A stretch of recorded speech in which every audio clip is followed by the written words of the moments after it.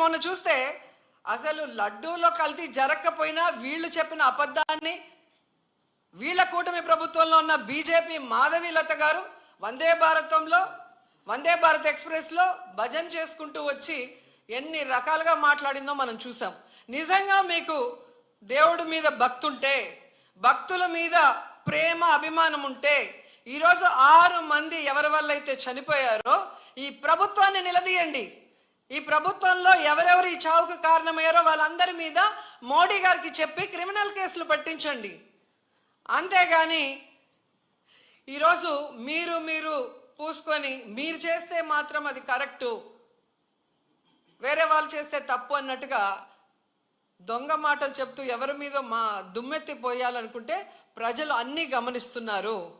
And ఈరోజు మీరు చూస్తే మోడీ గారికి కూడా మేము విన్నవించుకుంటున్నాం. మీకు భక్తి ఎక్కువ ఉంది కాబట్టి ఈరోజు తిరుమలలో జరిగింది పూర్తిగా చంద్రబాబు నాయుడు గారి ఫెయిల్యూర్, ఆయన నియమించిన అఫీషియల్స్ పాలక మండలి ఫెయిల్యూర్. సో వీరందరి మీద విచారణ జరిపించి దీనికి ఎవరెవరి నిర్లక్ష్యం కారణమో వాళ్ళందరి మీద క్రిమినల్ కేసులు వేసి వీళ్ళందరినీ లోపల పెట్టాలి. ముందు వీళ్ళందరితో రాజీనామా చేయించాలని కూడా డిమాండ్ చేస్తున్నాం. ఇక హోంమంత్రి గారు ఉన్నారు, ఎప్పుడు ప్రెస్ మీట్ పెట్టి ఎవరి మీద దుమ్మెత్తి పోద్దామా, ఎవరిని మాట్లాడదామా అనుకుంటున్నారే తప్ప వీళ్ళు వచ్చిన తర్వాత ఈ రాష్ట్రంలో లా అండ్ ఆర్డర్ ఎలా దిగజారిపోయింది, మహిళల మీద ఎలా అఘాయిత్యాలు అవుతున్నాయి, ఏ విధంగా మనుషులు చనిపోతున్నారు తోపులాట్లో పోలీసుల నిర్లక్ష్యం వల్ల, వీళ్ళకి కంట్రోల్ లేదనేది స్పష్టంగా అర్థమవుతుంది. సో ఇలాంటి వాళ్ళని హోంమంత్రిగా పెడితే ఇంకెంతమంది ప్రాణాలు తీస్తారో ఒకసారి మీరే ఆలోచించి యాక్షన్ తీసుకుంటే మంచిదని కూడా కోరుకుంటున్నాను. అండ్ మనకొక సనాతన యోధుడు తిరుపతిలో ఆయన డిక్లేర్ చేసుకున్నాడు, నేను సనాతన యోధుణ్ణి, హిందువుల పక్కన నిలబడుతున్నా, హిందువులకు ఏదైనా జరిగితే నేను ఊరుకోను అన్నాం. అదే తిరుపతిలో ఈరోజు 6 మందిని మీ కూటమి ప్రభుత్వం చంపేసింది. దీనికి మీరు ఏం ప్రాయశ్చిత్తం చేస్తారు? చంద్రబాబు నాయుడుతో రాజీనామా చేయిస్తారా? మీరు బాధ్యత తీసుకొని రాజీనామా చేస్తారా? లేదా టీటీడీ చైర్మన్తో రాజీనామా చేయిస్తారా? హోంమంత్రితో రాజీనామా చేయిస్తారా? లేదా అందరూ కలిసి కట్టకట్టుకొని రాజీనామా చేస్తారా? మీ అందరి ఫెయిల్యూరే కదా ఇది. నిజమైన సనాతన యోధుడివైతే ఇప్పుడు రా, వచ్చి మీ ప్రభుత్వంలో ఎవరెవరి నిర్లక్ష్యం వల్ల ఇది జరిగిందో వారందరి మీద క్రిమినల్ కేసులు పెట్టించుకోండి. అంతేగాని ప్రమాదవశాత్తు జరిగిందని 194 BNSS పెట్టేసి చేతులు దులిపేసుకోవాలంటే మాత్రం వదిలే ప్రసక్తే లేదు అని కూడా ఈ సందర్భంగా తెలియజేసుకుంటున్నా. అండ్ చంద్రబాబు నాయుడు ఆయన లెగ్గు మహత్యం ఏంటో కానీ ఆయన ఎప్పుడు అధికారంలోకి వస్తే అప్పుడు ఈ రాష్ట్రంలో మనం ఎన్నో చావులు చూడాల్సి వస్తుంది. గతంలో గోదావరి పుష్కరాలు ఈయన పబ్లిసిటీ పిచ్చి వల్ల ఇలాగే గేట్లు తెరిచి జనాలు తోసుకొని ఒకరి మీద ఒకరు పడి 29 మంది చనిపోయారు.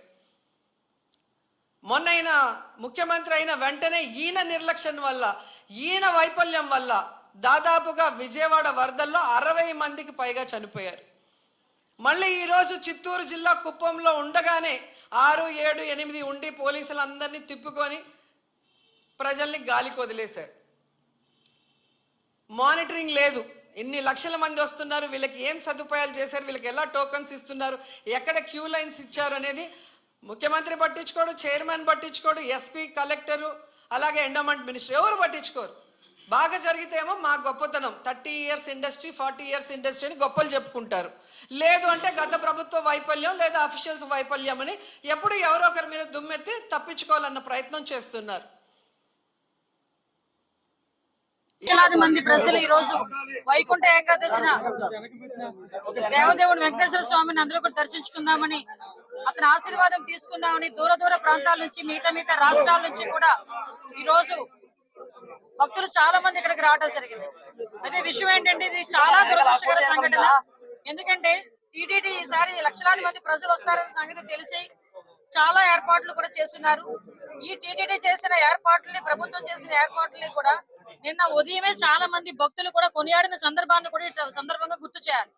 నిజంగా ఒక దురదృష్టం, ఒక ప్రాణాన్ని కాపాడబోయిన సందర్భంలో జరిగిన సంఘటన, అక్కడ తొక్కిసలాట జరిగింది. దురదృష్టవశాత్తు సుమారుగా 5గురు ఒక చోట 6గురు ఒక చోట కూడా చనిపోవడం, ఒకరు ఒక చోట 5గురు ఒక చోట ఒకరు ఒక చోట చనిపోవడం జరిగింది. ఓవరాల్ గా 6గురు చనిపోవడం జరిగింది. ఆ 6గురులోని కూడా ఎక్కువ మంది మన విశాఖపట్నం ప్రజలు వాసులు కూడా ఉండటం నిజంగా చాలా బాధాకరం. ఈ సంఘటన జరిగిన వెంటనే ఇమీడియట్ గా గౌరవ చంద్రబాబు నాయుడు గారు ముఖ్యమంత్రి వర్యులకి ఈ విషయం తెలియటం, వెంటనే హుటాహుటిని ఇక్కడ ఉన్న ఎస్పీ గారితోని అదే విధంగా కలెక్టర్ గారితోని కూడా ఏం జరిగింది అని చెప్పి ఆరా తీసి ఇమీడియట్ గా టీటీడీ ఈవో అధికారులు అందరితో కూడా ఒక మీటింగ్ ఏర్పాటు చేసుకొని ఇమీడియట్ గా అక్కడ ఏం జరిగింది అన్న సంగతి కూడా తెలుసుకోవడం జరిగింది. ఇంకా ఫర్దర్ గా జరగకుండా, ఎటువంటి ప్రాణ నష్టం జరగకుండా అక్కడ గాయపడిన ప్రతి ఒక్కరిని కూడా ఆసుపత్రికి తరలించి మెరుగైన వైద్యం అందించే వరకు కూడా మీరు అక్కడే ఉండాలని చెప్పి వాళ్ళందరికీ కూడా ఆదేశాలు ఇవ్వడం జరిగింది. తర్వాత ఎటువంటి ప్రాణ నష్టం కూడా జరగలేదు. ఈ రోజు చాలా మంది గాయపడిన వాళ్ళు కూడా ఇంట్లోకి డిశ్చార్జ్ అయ్యి ఇంట్లోకి వెళ్ళిపోయిన సందర్భం కూడా ఉంది. ఇంకొంతమంది ఇప్పుడు హాస్పిటల్లో కూడా కొంతమంది ఉన్నారు. చనిపోయిన వాళ్ళందరికీ కూడా ప్రాణాన్ని తిరిగి తీసుకురాలేం, కానీ కంపల్సరీగా కుటుంబానికి ఆదుకోవాలని చెప్పి ఇతర రాష్ట్ర ప్రజలకి కూడా ఈ రోజు కాంపెన్సేషన్ అనేది అనౌన్స్ చేయడం జరిగింది. ఎందుకంటే ఎవరైనా భక్తులందరూ కూడా ఇక్కడికి రావడం జరిగింది కాబట్టి ఇక్కడ గవర్నమెంట్ ఈ రోజు బాధ్యత తీసుకుని వాళ్ళందరికీ కూడా కాంపెన్సేషన్ ఇవ్వడమే కాదు, వాళ్ళని ఎంత గౌరవంగా ఇక్కడ నుంచి మళ్ళా ఆ ప్రాంతాలకి పంపించి ఆ దహన సంస్కారాలు జరిగే కార్యక్రమం వరకు కూడా చూసుకోమని ఈ రోజు గవర్నమెంట్ కూడా ఆదేశాలు ఇవ్వడం జరిగింది.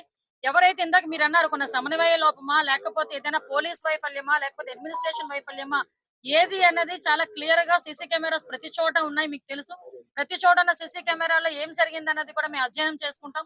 ప్రతి ఒక్కటి కూడా ఎంక్వైరీ జరుగుతుంది. ఇప్పటికే ఒక ప్రాథమిక నివేదిక అన్నది ఎస్పీ గారు, కలెక్టర్ గారు కలిపి ఈ రోజు ముఖ్యమంత్రి గారికి మాకు కూడా అందజేస్తున్నారు. బాధ్యులు ఎవరైనా కూడా బాధ్యతారహితంగా పనిచేస్తే వాళ్ళ మీద ఎట్టి పరిస్థితుల్లోనూ కూడా చర్యలు ఉంటాయి. కంపల్సరీగా ప్రభుత్వపరమైన చర్యలు ఉంటాయి. అందులో కూడా వెనకాడే పరిస్థితి లేదు. ఫర్దర్ గా ఇటువంటి సంఘటనలు జరగకుండా చూసుకునే బాధ్యత కూడా తీసుకుంటాం. ఎప్పుడు లేని విధంగా ఎప్పుడు ప్రతిసారి వస్తూనే ఉంటారు లక్షలాది మంది ప్రజలు. ఇంకొంచెం ఇంకా చాలా ఎక్కువ మంది వచ్చారు. దానికి తగ్గట్టుగానే ఈ రోజు అన్ని ఏర్పాట్లు కూడా చేసుకున్నాం. దయచేసి ప్రజలందరూ కూడా, ముఖ్యంగా ప్రతిపక్షాల వాళ్ళు, ప్రజలు అందరూ కూడా అర్థం చేసుకోవాల్సిన విషయం ఏంటంటే ఇది ఒక దురదృష్టకరమైన యాక్సిడెంట్ సంఘటన జరిగింది. దీనికి ఫర్దర్ గా జరగకుండా బాధ్యత కూడా మేము గవర్నమెంట్ తీసుకుంటాం. ఇప్పటి వరకు జరిగిన దానికి కూడా చింతిస్తున్నాం. దానికి కూడా బాధ్యత వహిస్తూనే ఈ రోజు ఆ కుటుంబానందరికీ కూడా ఎక్స్గ్రేషియా ప్రకటించి ఆ కుటుంబానికి మేము అండగా, అంటే మళ్ళీ చెప్తున్న పోయిన ప్రాణాన్ని ఎవరు తిరిగి తీసుకురాలేరు, కానీ ఆ కుటుంబానికి అండగా ఉండే బాధ్యత కూడా గవర్నమెంట్ తీసుకుంటుంది. ప్రతి ఒక్కరు కూడా అర్థం చేసుకోవాల్సిందిగా, భక్తులందరూ కూడా సమన్వయం చేసుకోవాల్సిందిగా అందరినీ కూడా కోరుకుంటున్నా. లక్షలాది మంది ప్రజలు వస్తారు. అందరూ వైకుంఠ ఏకాదశిని దర్శనం చేసుకుందాం అనుకుంటారు. టీటీడీ కూడా ప్రకటించింది 9 రోజులు కూడా ఉత్తర ద్వార దర్శనం ఇస్తామని చెప్పి టీటీడీ కూడా ప్రకటించడం జరిగింది. ఆ నేపథ్యంలోనే ప్రజలందరికీ కూడా టోకెన్లు ఇవ్వాలని ఒక మంచి ఉద్దేశంతో పనిచేసిన ఒక చిన్న పొరపాటు అయితే దురదృష్టకర సంఘటన ఇది, యాక్సిడెంట్ ఇది. కాబట్టి ప్రజలందరూ కూడా అర్థం చేసుకోవాల్సిందిగా కోరుకుంటున్నాం.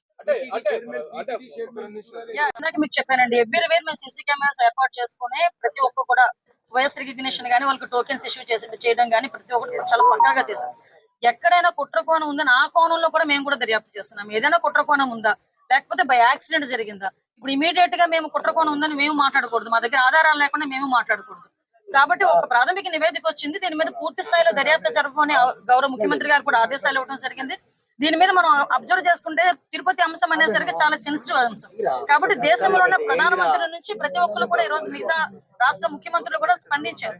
కాబట్టి చాలా సెన్సిటివ్ ఇష్యూ కాబట్టి ఏది పడితే అది మాట్లాడకూడదు. మా చేతులకి పూర్తి నివేదిక వచ్చిన తర్వాత డెఫినెట్ గా బాధ్యులు ఎవరైతే ఉన్నారో వాళ్ళందరి మీద చర్యలు తీసుకుని పడితే అందులో వెనుకడే ప్రసక్తి లేదు. భక్తులు శ్రేయసే ముఖ్యంగా మేము పనిచేస్తున్నాం.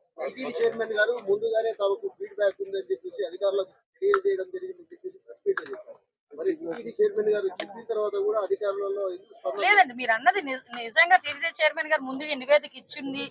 మా అధికారులు కనుక అడ్మినిస్ట్రేషన్ విషయంలో ఎక్కడైనా లోపాలు జరుగున్నాయో ఇప్పుడు మాకు ఎలాగో మన సీఎం గారు వస్తున్నారు. ఇప్పుడు సీఎం గారు వచ్చేసరికి మాకు క్లియర్ నివేదిక ఉంటూ ఉంటుంది. నిజంగా అలాంటి పరిస్థితులు ఏమైనా ఉన్నాయి, ఎవరైనా ఏ స్థాయిలో వ్యక్తి అయినా కూడా అతని మీద చర్యలు తీసుకోవడానికి ఎక్కడ కూడా వెనుకాడం. అదే విషయం చెప్తున్నాను కదా సార్, నిజంగా అదే పరిస్థితి జరిగి బాధ్యతారహితంగా ఎవరైనా పనిచేసిన ప్రతి ఒక్కరి మీద కూడా చర్యలు ఉంటాయి. ఇదేది దాగేదేం కాదు కదా. ఈ రోజు కాకపోతే రేపైనా తెలుస్తుంది ఎవరు బాధ్యతారహితంగా పనిచేశారన్నది. కాకపోతే ప్రతి ఒక్కరు కూడా బాధ్యతాయుతంగా పనిచేయాలని మేము కోరుకుంటున్నాం. ఎందుకంటే లక్షలాది మంది భక్తులు వచ్చే పుణ్యక్షేత్రం ఇది. దయచేసి అటువంటి బాధ్యతారహితంగా పనిచేసిన ఏ స్థాయి వ్యక్తిని కూడా, అది కింద స్థాయి వ్యక్తి, పై స్థాయి వ్యక్తి, ఏ స్థాయి వ్యక్తిని కూడా వదిలిపెట్టే ప్రసక్తి. హిట్ టీవీ యాప్, ఇందులో short news, live news, entertainment shows, movies, digital magazines తో పాటు మీ జిల్లా వార్తలను కూడా ఫ్రీగా చూడొచ్చు. అంతేకాదు కేజీ నుంచి పీజీ వరకు విద్యార్థులకు స్కాలర్షిప్ కూడా అందిస్తున్నాం. ప్రతి వారం 10 మందికి లక్కీ డ్రా ద్వారా ఒక్కొక్కరికి 10,000 రూపాయలు అందిస్తున్నాం. ఇంకెందుకు ఆలస్యం, వెంటనే హిట్ టీవీ యాప్ ని డౌన్లోడ్ చేసుకుని ఫ్రీగా ఎంటర్టైన్మెంట్ పొందండి. Hit TV app. Hit TV app. Please download Hit TV app. Hit TV యాప్ని ఫ్రీగా డౌన్లోడ్ చేసుకొని ఎంజాయ్ చేయండి. మీకు నచ్చిన ఎంటర్టైన్మెంట్ కోసం హిట్ టీవీ యాప్ ని ఫ్రీగా డౌన్లోడ్ చేసుకుని ఎంజాయ్ చేయండి. హిట్ టీవీ యాప్ని డౌన్లోడ్ చేసుకుని ఆస్వాదించండి, ఆశీర్వదించండి. ఇంతమంది సెలబ్రిటీలు హిట్ టీవీ యాప్ ని డౌన్లోడ్ చేసుకోండి అని చెప్తున్నారంటే ఎంత మంచి యాప్ ఆలోచించండి. అమెరికా అమెరికా అమెరికా అమెరికాలో చదవాలనుకునే వాళ్ళకి విశ్వసనీయమైన పేరు మన శౌర్య కన్సల్టెన్సీ. UK లో 1 year masters. UK లో 1 year masters. 2 years work permit up to 5 years visa. Contact Saurya Consultancy. Contact 89851 89851.